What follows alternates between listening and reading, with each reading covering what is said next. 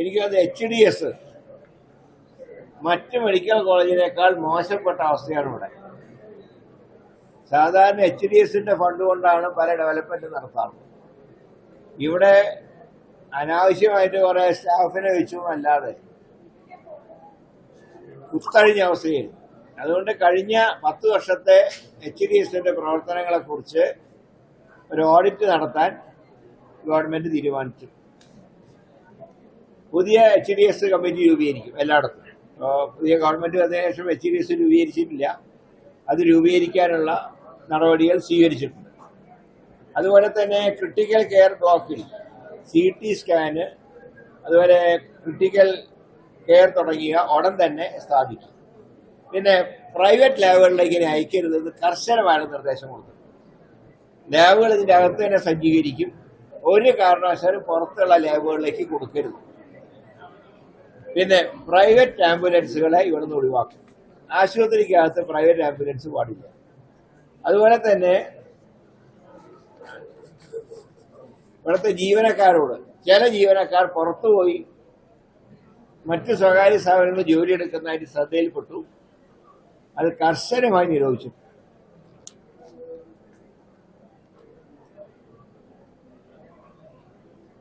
പിന്നെ ഇവിടുന്ന് കുറെ പോസ്റ്റ് ഷിഫ്റ്റ് ചെയ്തുള്ള പരാതി പറഞ്ഞു. MP പറഞ്ഞു, MLA മാരും പറഞ്ഞു. അതെല്ലാം ഇങ്ങോട്ട് തന്നെ തിരിച്ചു ഷിഫ്റ്റ് ചെയ്ത് എല്ലാ പോസ്റ്റുകളും തിരിച്ചുകൊണ്ട്. പിന്നെ ഇതിനെല്ലാം പുറമെ ഈ പല ആളുകളെ ഇങ്ങനെ ബാനർ കെട്ടി ഭക്ഷണം കൊടുക്കുന്നത്. ബാനർ കെട്ടി കൊടുക്കാൻ പാടില്ല. ഒരു കമ്മ്യൂണിറ്റി കിച്ചൺ തുടങ്ങാൻ തീരുമാനിച്ചു. അതിന് ആർക്ക് വേണമെങ്കിലും ഭക്ഷണം കൊണ്ട് അവിടെ ഏൽപ്പിക്കാം. അതിന്റെ സംഘടന. പക്ഷേ ബാനറോ പേരോ കൊടിയൊന്നും പാടില്ല. അതങ്ങനെ കൊടി കെട്ടേണ്ട സ്ഥലമല്ല സർക്കാർ ആശുപത്രി.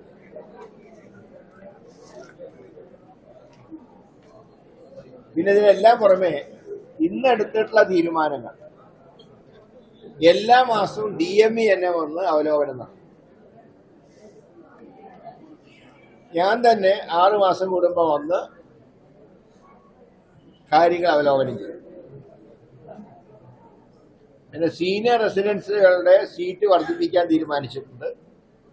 അതൊക്കെ നല്ല വൃത്തിയിൽ സൂക്ഷിക്കാൻ പറഞ്ഞിട്ടുണ്ട്. ആശുപത്രി പരിസരവും അനധികൃതമായിട്ട് ഒരു പാർക്കിങ്ങും അനുവദിക്കും. PSCയോട് ഞാൻ പറയാം, PSCയോട് ഞങ്ങൾ ലിസ്റ്റ് ആവശ്യപ്പെട്ടിട്ടുണ്ട്. എല്ലാ ഒഴിവുകളും നികത്താൻ തീരുമാനിച്ചു. PSCയുടെ ലിസ്റ്റ് ഇല്ലെങ്കിൽ എംപ്ലോയ്മെന്റ് എക്സ്ചേഞ്ച് വഴിയായിരിക്കും ജീവനക്കാരൻ എടുക്കുക. അത് മറ്റ് രീതിയിലുള്ള ഒരു സംവിധാനം ഉണ്ടാവില്ല. Either PSC or employment exchange.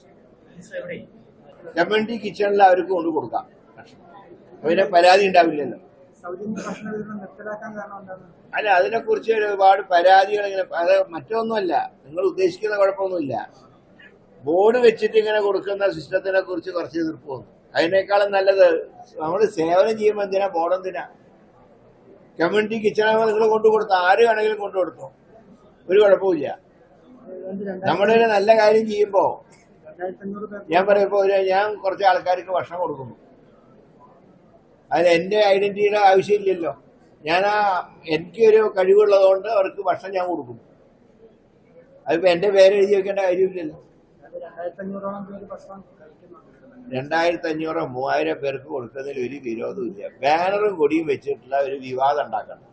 അതുകൊണ്ടാണ് കമ്മ്യൂണിറ്റി കിച്ചണിലേക്ക് ആർക്കും കൊടുക്കാം. ഞാൻ പറഞ്ഞിട്ടുണ്ട്, ആര് തന്നാലും അത് സ്വീകരിക്കണം. ഏറ്റവും പുതിയ വാർത്തകളും വിശേഷങ്ങളും വിരൽ തുമ്പിലറിയാൻ Zee മലയാളം ന്യൂസ് എല്ലാ ഡിജിറ്റൽ പ്ലാറ്റ്ഫോമുകളിലും ലഭ്യം.